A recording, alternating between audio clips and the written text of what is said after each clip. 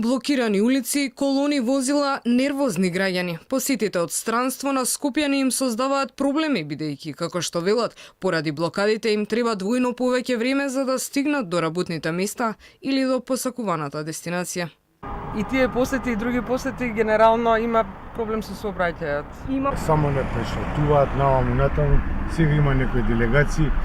Хаосот во последно време се е поголем во Скопје. Премногу, никад вака не види. Немам коментари, многу сообраќај. Пристигнувањето на косовскиот председател погласно од она на канцеларката Меркел, австриецот Курц и генералниот секретар на НАТО Столтенберг. Голем број скопјани долго чекаа во своите автомобили додека да му се овозможи на тачи да стигне до владината зграда. Пристигнувањето и заминувањето на европските функционери, за разлика од она на тачи, беше речиси нечујно за граѓаните. И без дивишоневи само има гужва, не е проблем. Има ли решение? Па ако се сака се наоѓа решение.